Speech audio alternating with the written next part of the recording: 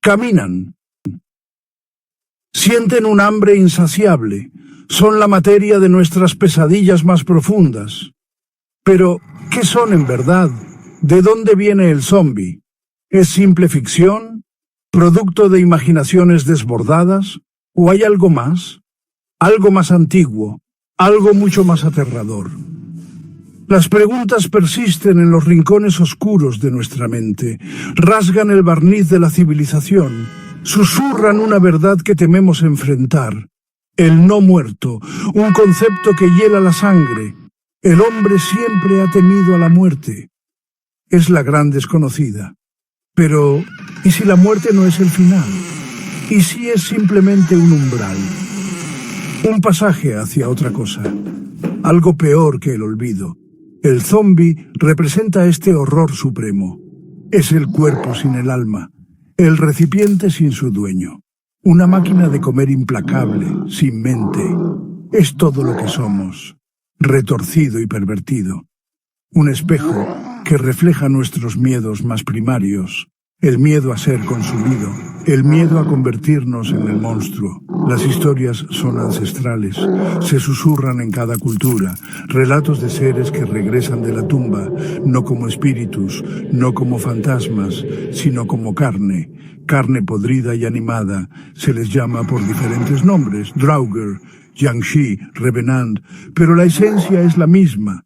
Los muertos no descansan, se levantan, caminan, buscan a los vivos. Este miedo es universal, está incrustado en nuestro inconsciente colectivo. Un grito primal transmitido de generación en generación. Este ensayo se adentrará en esas sombras, explorará los escalofriantes orígenes del zombi. Observaremos la historia, observaremos la ciencia, incluso observaremos los lugares donde la ficción roza una realidad perturbadora.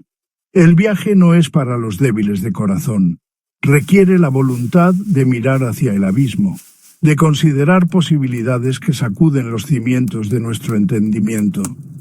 La mirada fija e impávida del no muerto está sobre nosotros. Debemos intentar comprender qué yace tras ella, o perecer. El zombi moderno encuentra sus raíces más potentes en Haití. Una nación insular con una historia rica y compleja. Una historia impregnada de dolor y de vudú.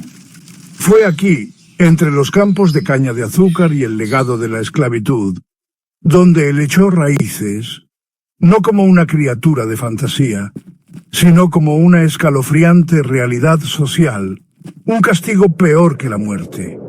Convertirse en zombi era perderlo todo, tu cuerpo, tu voluntad, tu alma misma, esclavo para siempre. El vudú haitiano es una religión sincrética. Mezcla tradiciones espirituales de África Occidental con elementos del catolicismo romano. Es un sistema de creencias, es una forma de vida, y dentro de él existe el hechicero, aquel que camina con ambas manos, capaz de un gran bien, capaz de una maldad indescriptible.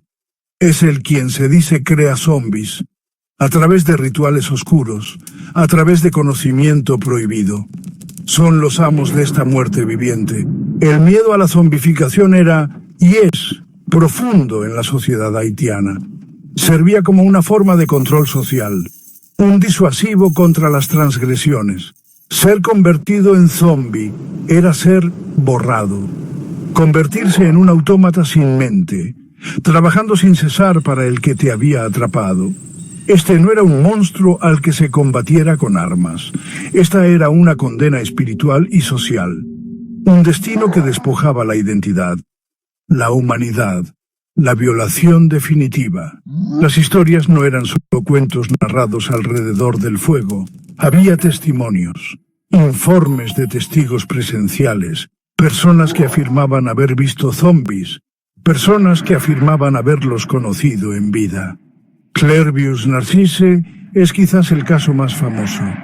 Un hombre que reapareció en su aldea 18 años después de su supuesta muerte y entierro. Afirmó que había sido un zombi. Su historia, y otras similares, Desdibujaron la línea entre el folclore y una posibilidad horrorosa.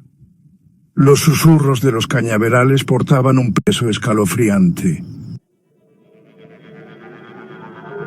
La creación de un zombi, tal como se describe en la tradición haitiana, es un proceso aterrador. Es un ritual meticuloso, impregnado de secreto y poder oculto. Él no trabaja a la ligera, trafica con almas, negocia con espíritus oscuros, prepara sus herramientas con sombría precisión. Polvos, pociones, fragmentos de hueso y tierra de tumba. Cada elemento es crucial, cada paso está cargado de peligro. Un error podría desatar fuerzas incontrolables. El infame es central en el ritual. Este golpe de polvo es una concocción compleja. Sus ingredientes son un secreto celosamente guardado. Se cree que contiene potentes toxinas, sustancias que pueden inducir un estado similar a la muerte. La víctima recibe este polvo, quizás en su comida, quizás soplado sobre su piel. Los efectos son insidiosos. Parálisis, ritmo cardíaco lento, respiración superficial. A todas luces, la víctima está muerta, lista para la tumba. Luego viene la profanación, el robo del alma. O eso dice la creencia. Él realiza ritos en la tumba de la víctima, invoca su espíritu, lo captura dentro de un recipiente ritual, una vasija, una botella. Este acto es crucial. Sin el alma, el cuerpo es una cáscara vacía, flexible, controlable. Él entonces levanta el cuerpo, no verdaderamente resucitado, sino reanimado, una marioneta sin hilos. Solo la voluntad del guía sus movimientos. La etapa final es la esclavitud. Al zombi se le da otra concocción, o quizás se le somete a un condicionamiento psicológico, algo para borrar la memoria, para infundir obediencia. Se les pone a trabajar, a menudo en campos remotos o recintos ocultos. Su existencia es un secreto, una fuente de poder y miedo para él. Este no es el necrófago voraz del cine moderno. Esto es algo mucho más insidioso. Una figura silenciosa y trágica, despojada de todo. Un testimonio viviente de las artes oscuras. El zombi haitiano, durante mucho tiempo, fue desestimado por el mundo exterior. Puro folclore, superstición primitiva. Luego llegaron los etnobotánicos. Científicos como Wade Davis. Viajó a Haití. Buscó entender Creía que había una base racional y científica, oculta dentro de los rituales, dentro de los polvos secretos. Buscó el veneno, la llave de la muerte viviente. Sus hallazgos fueron sorprendentes y profundamente perturbadores. Davis propuso que la tetrodotoxina era un ingrediente clave, una potente neurotoxina, encontrada en el pez globo. Y en ciertas otras criaturas marinas, esta toxina bloquea los canales de sodio en las células nerviosas, causa parálisis, puede ralentizar dramáticamente el metabolismo, la respiración y el ritmo cardíaco pueden volverse casi indetectables. La víctima parece muerta, sin embargo puede permanecer consciente, alerta, atrapada dentro de su propio cuerpo inmóvil, un estado aterrador. La ilusión perfecta de la muerte. Pero la tetrodotoxina sola no era toda la respuesta. Podía matar con demasiada facilidad o desaparecer demasiado rápido. Davis sugirió una farmacología compleja, una mezcla cuidadosamente equilibrada. Otras sustancias psicoactivas probablemente estaban involucradas. Plantas como también conocida como toloache o pepino del diablo. Esta planta contiene alcaloides, escopolamina, hiosciamina, atropina. Estos pueden inducir delirio, amnesia, sumisión, el cóctel perfecto para crear un esclavo sin voluntad. El horror de esta ciencia es su fría precisión, el como un farmacólogo rudimentario, blandiendo toxinas naturales con precisión mortal, induciendo un estado de animación suspendida, seguido de una devastación psicológica. Esto no era magia en el sentido sobrenatural, era una química oscura, una manipulación del cuerpo y la mente. El conocimiento era antiguo, transmitido de generación en generación, un escalofriante testimonio de la capacidad de la humanidad para explotar el mundo natural y a los demás para los propósitos más oscuros. Sección 5. La mente borrada. Primeras incursiones en pesadillas neurológicas. La búsqueda por controlar la mente humana no es nueva. No comenzó con los haitianos, ni terminó allí. El siglo XX vio a la ciencia misma aventurarse en estos reinos sombríos, a menudo bajo el disfraz del progreso o la seguridad nacional. Los primeros experimentos neurológicos, rudimentarios para los estándares actuales, pero aterradores en sus implicaciones. El deseo de entender el cerebro y manipularlo abrió puertas a abismos éticos. Consideren la era de la lobotomía, un procedimiento quirúrgico destinado a tratar enfermedades mentales. Implicaba cortar conexiones en la corteza prefrontal del cerebro. Los resultados eran a menudo catastróficos, pacientes dejados apáticos, infantiles, emocionalmente embotados.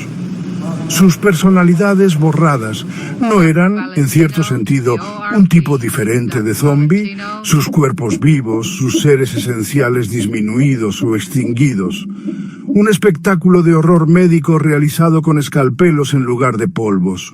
Luego vino la Guerra Fría, una era de paranoia e investigación secreta. Programas como MKUltra dirigidos por la CIA.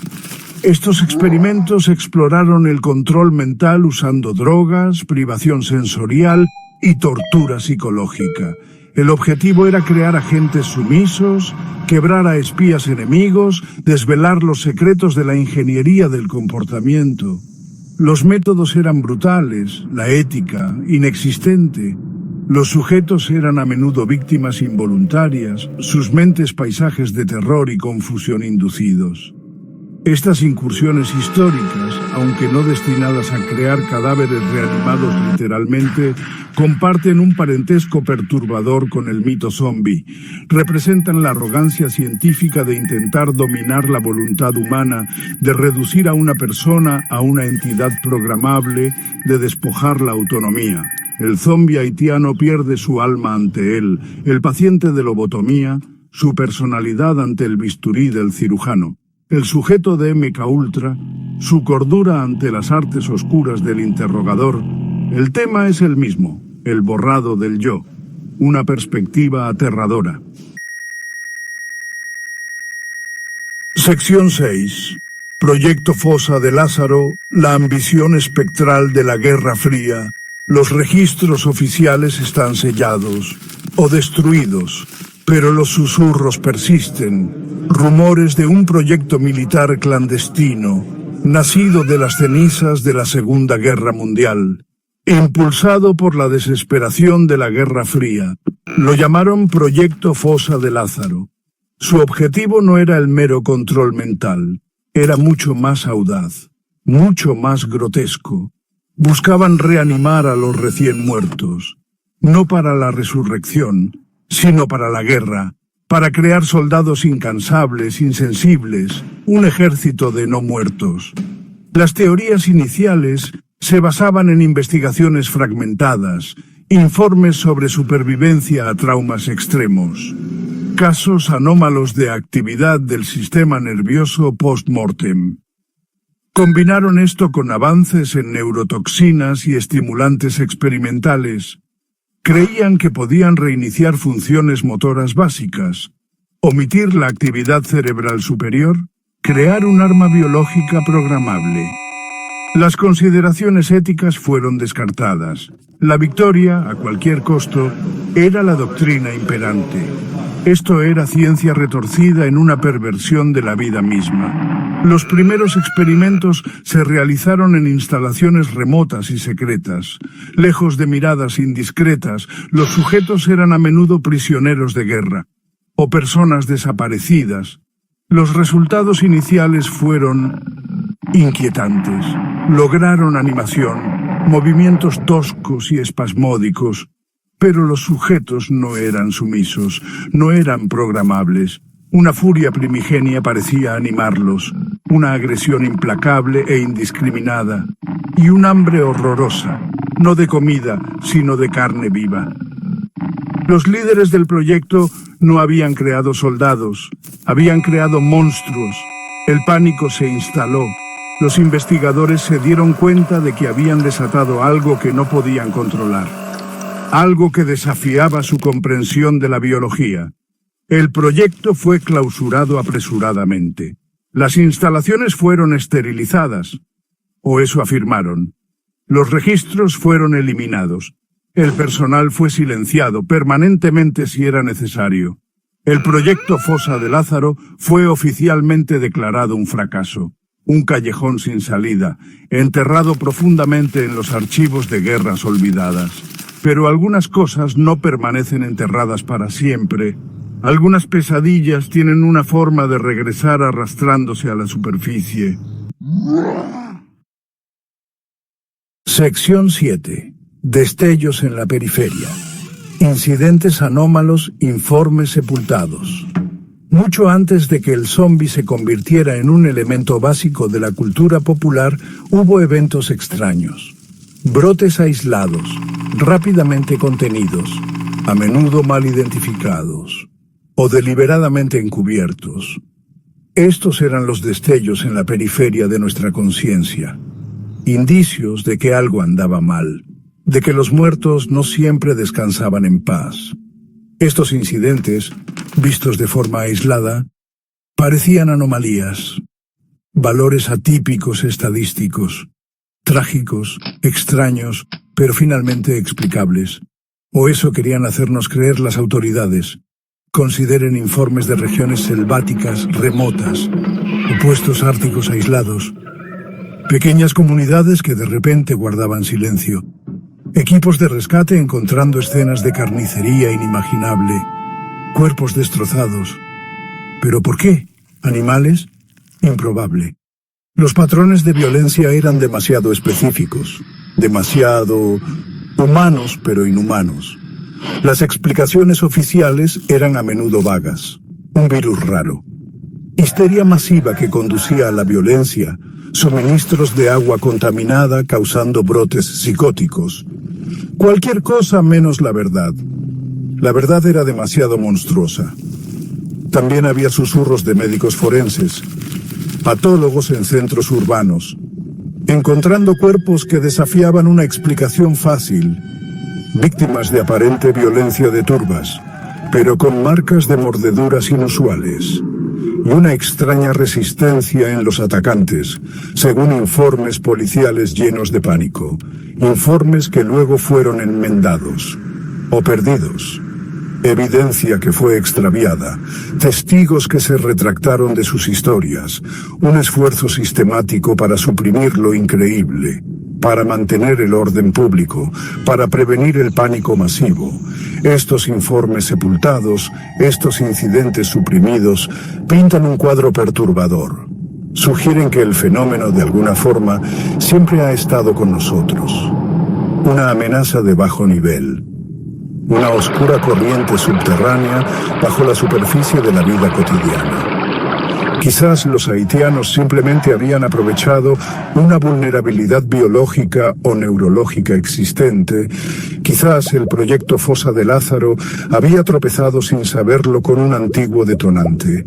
Los destellos eran advertencias, ignoradas, descartadas, hasta que fue demasiado tarde para ignorarlas. Sección 8. La tormenta convergente. Una génesis moderna del horror.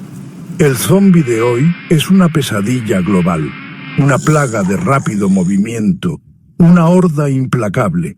¿Cómo llegamos del folclore haitiano y los laboratorios secretos a esta visión apocalíptica? La respuesta puede yacer en una convergencia, una tormenta perfecta de miedos ancestrales y vulnerabilidades modernas.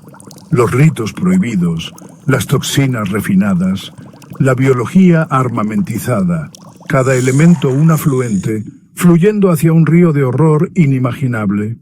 Una nueva génesis.